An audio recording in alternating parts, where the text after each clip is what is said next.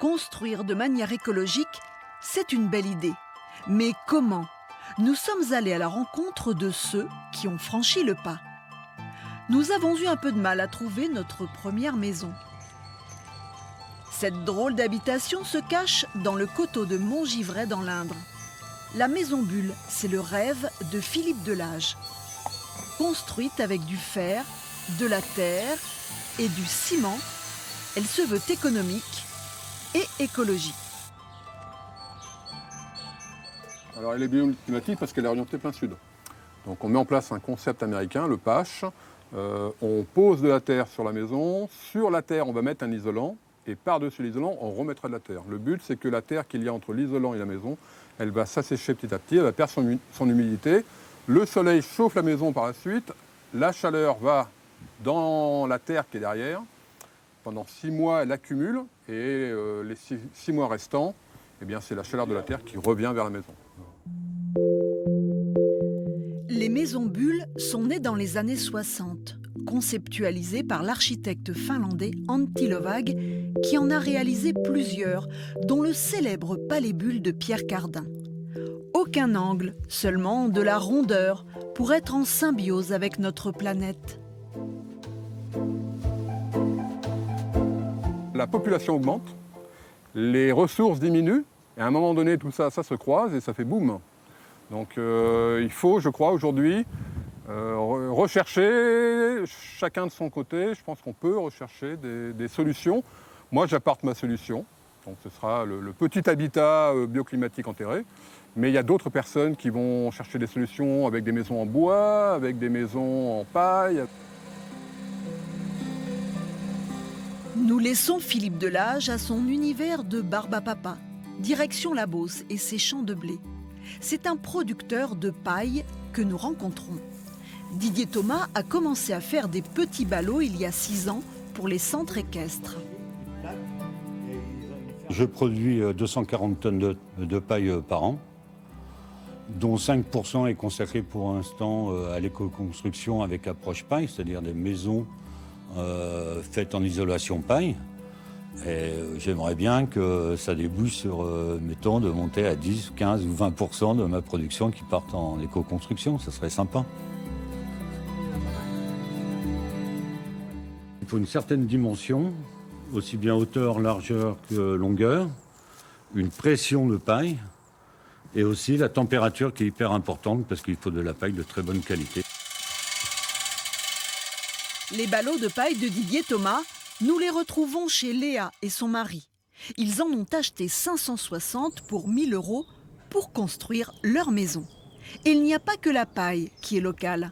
Donc ici, on a du pin Douglas qui a été coupé en Sologne et qui a été du coup mis en forme à la scierie à Grehin qui est à 20 km.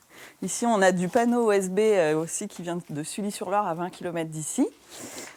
On a du coup la paille de notre agriculteur qui vient de 30 km d'ici. Et ici, là, c'est du chanvre, du coup, qui vient de Vendôme à 100 km d'ici. On a lu des livres, on s'est renseigné sur Internet. Après, on a participé à des chantiers participatifs. Du coup, on allait chez des gens, les aider à construire leur maison.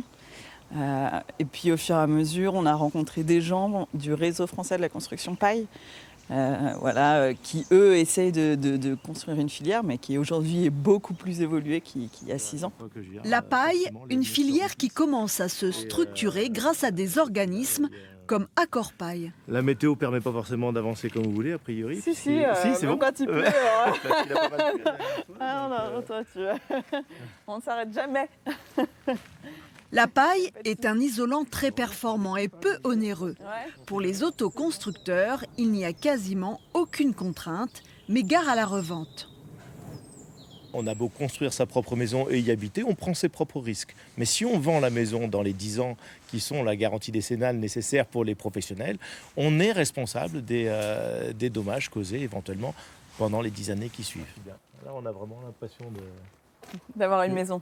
Ben voilà, c'est ça. Il est temps vraiment que le monde du bâtiment, les constructeurs, les architectes, les artisans, l'ensemble s'intéressent à ce matériau de construction parce qu'il répond vraiment à un besoin contemporain problématiques environnementales sur lesquelles nos enfants, en tout cas, nous posent des grosses questions. Tout le monde n'a pas la patience et la motivation de Léa. Nous avons rendez-vous avec Thomas Manière, le représentant des maisons Baby Home. Aux abords de ce village du Berry s'achève la construction d'une maison passive bioclimatique. Ici, pas de terre ni de paille, rien que des matériaux traditionnels et du bon sens. On a des maisons qui sont très compactes. Il y a quelques années, la mode était aux maisons plutôt en L ou en U. Et nous, simplement, en ayant des maisons qui sont un petit peu plus compactes, c'est-à-dire plutôt carrées ou rectangulaires, on va déjà gagner de façon significative en termes de performance énergétique. Ça, c'est un standard dans nos maisons bioclimatiques, une très grande baie vitrée qui mesure 3 mètres et qui est orientée ici, plein sud, pour avoir véritablement de la luminosité et un certain confort, à la fois en été et en hiver. Également, donc là, on l'aperçoit un peu au fond, on a un cellier dans lequel viendra s'intégrer ce système de chauffage. Donc là, c'est une pompe à chaleur en l'occurrence. Coût de ce pavillon de 72 mètres carrés, 100 000 €, prêt à habiter. Un prix qui augmentera avec l'arrivée de la réglementation thermique 2020 en juillet prochain. Il faut apprendre à nos artisans comment travailler, surtout avec les nouveaux matériaux qui vont arriver dans les prochaines années. Il va y avoir véritablement un travail de formation à effectuer. Construire écolo, c'est une affaire de volonté dans l'habitat collectif aussi. Direction Saint-Doulchard, dans les faubourgs de Bourges. Cet immeuble de 21 logements sociaux, construit il y a 7 ans, fait la fierté de Salim le gardien et le bonheur de ses locataires.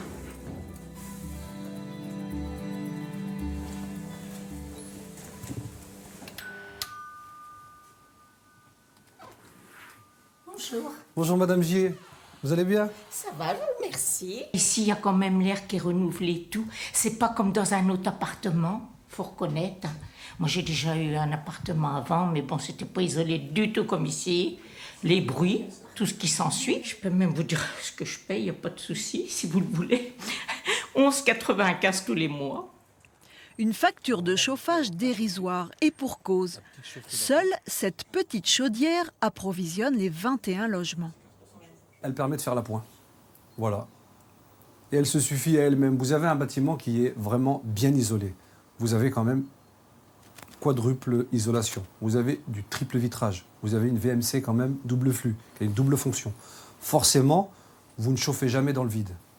Et quand vous produisez de la chaleur, elle reste dans le logement et en plus, elle est homogène. Des performances que Salim transmet au directeur général de France Loire, le bailleur social à l'origine du projet. En termes de logements sociaux, on est vraiment au top niveau là. Les gens aiment, les gens ne peuvent pas trouver mieux actuellement. C'est du passif, c'est la gamme au-dessus du BBC. Vous avez des gens aujourd'hui qui ont fait l'économie quasiment d'un mois de salaire, ce qui est énorme. Et forcément, ça a changé leur vie. Moi, j'ai des gens qui partaient pas en vacances, notamment les retraités, ceux qui ont des petites retraites, qui étaient obligés de rester là, ou vous voyez, qui partaient 2-3 jours. Moi, j'en ai aujourd'hui qui partent 2-3 semaines, chose qu'ils ne faisaient pas avant. Avec les panneaux solaires, ce bâtiment passif, qui a bénéficié d'aide des collectivités locales, consomme environ 80% de moins qu'une construction traditionnelle. La construction de ce bâtiment, ça a été un véritable challenge dès le démarrage, puisque dans les années 2008, on ne parlait pas véritablement de bâtiment passif. Et c'était une première nationale à l'époque que de construire un bâtiment sur 3 niveaux, en ossature bois et en plus avec un label Passif House. Ça a été compliqué parce que les entreprises ne savaient pas construire ce bâtiment. Et donc il a fallu préalablement à l'appel d'offres pour recruter les entreprises, former les entreprises locales à des techniques leur permettant de répondre à la consultation et ensuite de pouvoir construire le bâtiment. Donc ça a duré un peu plus longtemps que d'habitude, mais à la fin, on a livré un bâtiment et on a livré également un savoir-faire. Une construction exemplaire qui a coûté 25% de plus qu'un bâtiment traditionnel. Ce qui explique sans doute que l'expérience n'ait pas été renouvelée, du moins pas encore à ce niveau de performance. Notre dernière visite nous emmène à Tours, où 6 familles ont décidé de fonder une copropriété écologique sur un terrain commun. Les 6 maisons ont été préfabriquées en usine, puis assemblées sur place. L'isolation des toitures est en laine de bois, la structure des murs en paille avec une ossature bois et un revêtement naturel. Il est composé de sable, de paille et d'argile, et c'est de l'argile du jardin, donc c'est de la terre d'ici, donc vraiment du local. Si Marie-Madeleine habite seule son 3 pièces, sa voisine Lucie vit avec son mari et ses 2 enfants. La première chose, c'est d'avoir des grandes baies vitrées côté sud, ce qui permet d'avoir un maximum d'apport de lumière et donc de soleil et donc de calories, d'énergie. Quand il fait beau comme ça, là, on voit bien, on a combien ? On a 21,5 alors qu'on a 12 degrés dehors, quelque chose comme ça. Ensuite, la deuxième chose, c'est d'avoir des murs très isolants et étanches à l'air. Coût du mètre carré tout compris, 2 600 €, soit environ 20% moins cher qu'une construction traditionnelle à Tours. On a habité un appartement, on était chauffé à l'électricité. Je pense qu'on a divisé par 5 ou 10, voire 10, nos consommations pour le chauffage, pour la partie chauffage, ouais, clairement. Non, c'est énorme, on ne se pose pas la question. Là, c'est juste, on doit utiliser à peu près 80 € de bois par an pour chauffer la maison, sachant qu'on aime bien un peu notre confort. On n'est pas à 19, on est plutôt à 21 degrés au quotidien. Au-delà des maisons, c'est une autre conception de la vie qui rassemble les familles. Elles partagent le jardin, mais aussi un parking à vélo et à voiture, et une salle où tout le monde se réunit pour un repas ou une discussion autour d'un projet de voiture partagée. Ce qu'il faudrait faire, c'est éventuellement, après me donner vos coordonnées de permis de conduire. Oui, c'est ce que tu disais, oui, d'accord. Les trucs que j'ai mis en jaune. Le numéro, délivrez-le par... Voilà, par quelle préfecture. Et du coup, ce qu'il faudrait qu'on voit ensemble, c'est si vous avez des jours précis. Du coup... Je pense que c'est ce qui nous rassemble tous, en fait. Ce côté préservation des richesses, notre planète, c'est ce qui nous rassemble quand même. Les maisons écologiques, passives, etc., c'est déjà cette problématique-là. Donc c'est notre socle commun. On aimerait aller encore plus loin, là. On est en train d'essayer de voir si on peut mettre en place une production de photovoltaïque ou autre. On est en train d'essayer d'aller plus loin, viser un peu l'autonomie, même si ça paraît compliqué, mais... c'est un peu l'objectif, oui. Et c'est pas qu'une histoire d'air du temps, c'est que ça va être indispensable à nos yeux. Il y a 3 ans que les habitants de la copropriété inventent un quotidien qui leur ressemble. Vivre ensemble et protéger les ressources, c'est forcément trouver d'autres solutions.